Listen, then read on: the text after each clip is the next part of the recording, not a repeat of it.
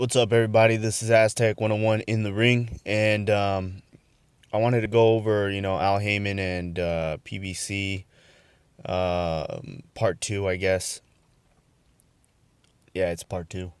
This is going to be a little bit more on the business side of it, but I'll try to be as quickly as possible. I know the last video was a little bit long; it was like 11 minutes, but bear with me here. Um, so the one thing with Al Haymon and PBC is that the fear is that he monopolizes boxing, right? For a lot of people, is that's the fear. Some people are excited about it.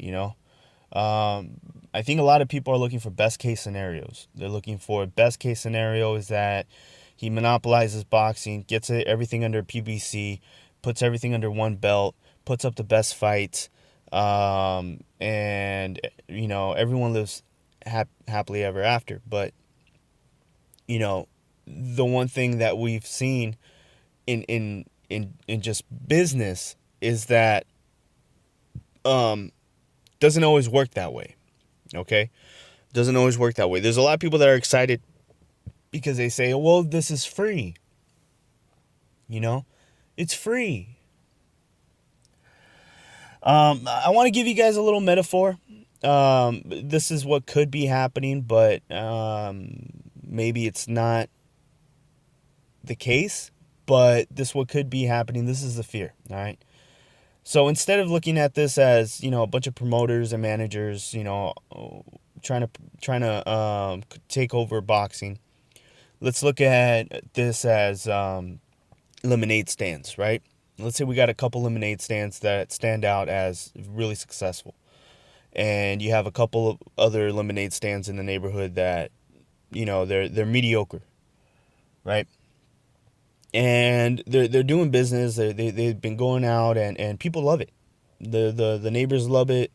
The other parents love it, and the kids are making money, right? And they have their own little economy. They buy toys, they trade toys, things happen, right? Everyone's happy. Um, the great thing about a situation like that is there's competition, right? So each one's trying to do each other over. So one one lemonade stand notices that the other lemonade stand's charging, you know, 75 cents. They go, you know what, I'm going to try to take some of their business. So they drop down their price, to 50. Competition is good. It's good for the clients. It's good for everyone when you have competition, right? Now, let's say you have a kid in the neighborhood who has been making a lot of money doing some other shit, right? I don't know. He's selling fucking cards, baseball, football cards, and he's pretty successful doing that, right? And let's say he looks outside and he looks at these kids, and he's going, you know what? I like this business. I like lemonade. Um, you know what? Fuck it. Let's take over, right? Now, one thing this kid will do is, um,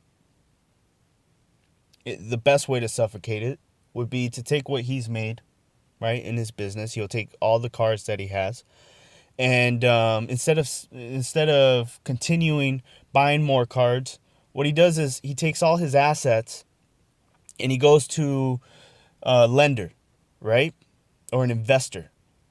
Okay, just like Al Heyman did with Waddle and Reed. He goes to an investor and he goes, "Hey, you know what? You see that business outside, that that little lemonade stand that girl's working at? Well, there's a whole bunch of money to be made there, but I want to take over it. I want to be the only one working there. I think I can control this entire neighborhood." Right?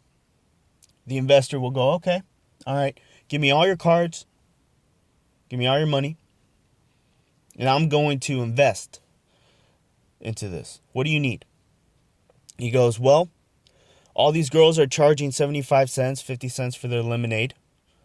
The people are it's hot outside. They want lemonade. I want to give it out for free. For free. Okay?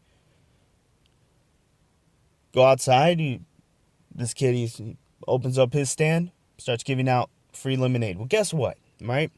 Everyone starts going to it. They start going to the free lemonade. Boom, boom, boom, boom, boom, boom, boom, right? Now the kid, he's giving out free lemonade, so he can't put, like, he can't make it super delicious, right? So he's got to fucking kind of like jip them a little bit on the sugar and a little bit on the lemon, on the actual lemon, so it's a little watered down, but it's free, right? He's giving out these free lemonade. Bah, bah, bah, bah, bah. Everyone's coming, right? Slowly but surely, the other businesses stop. They stop working because they can't compete. They can't give out free lemonade.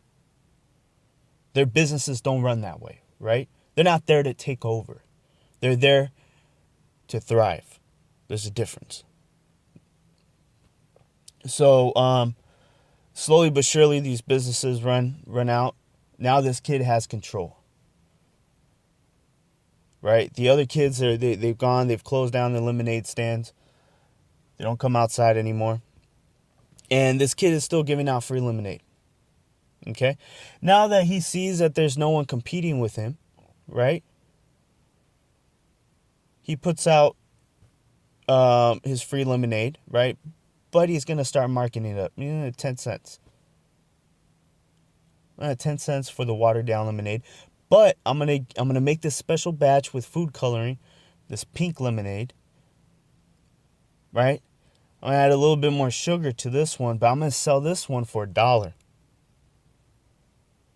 Right? This is the only lemonade stand on the block. People show up, they go, "What's that pink one?"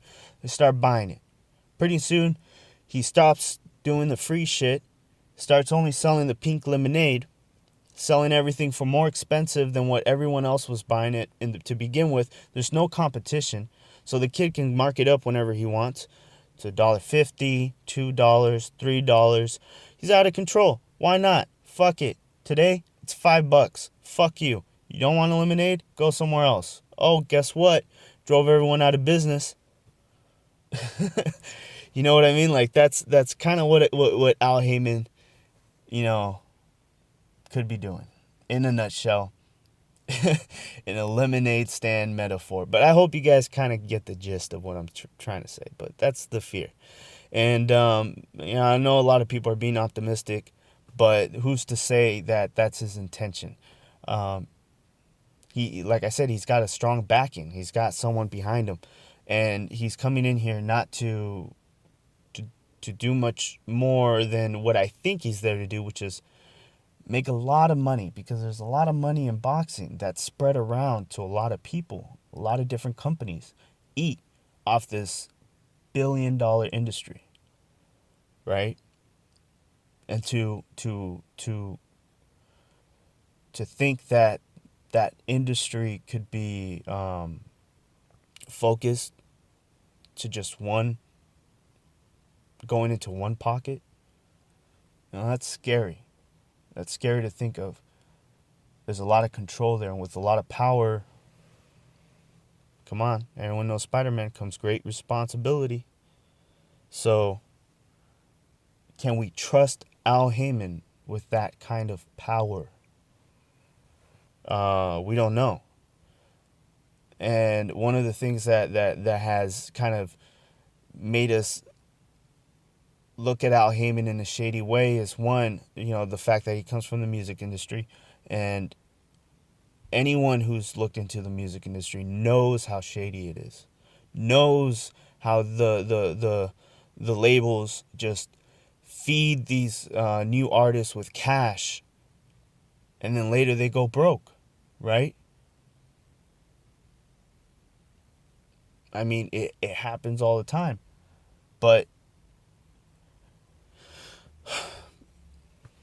PBC, here's the thing, I don't wish it bad,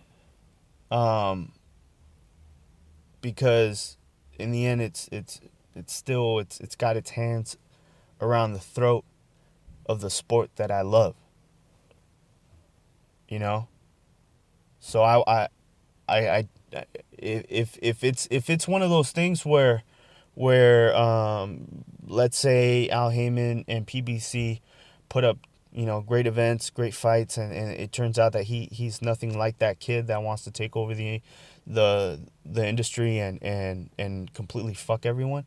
If he turns out to be that guy, great. Um, but I know those type of people don't tend to rise to the top. You know, takes a little bit of greed, takes just a tad bit of greed to get that high. I'm just saying. Um, I don't know. I think that that PBC has it's here, but it has a lot of changes to do if it's going to change my opinion. Um, I know it's only been around for a year, but it still has a long way to go. There's a lot of things that need to be changed. This was just kind of like a little bit on the just my opinion on what could happen if it monopolizes. But what do you guys think? This is Aztec 101 in the ring, and I'm out.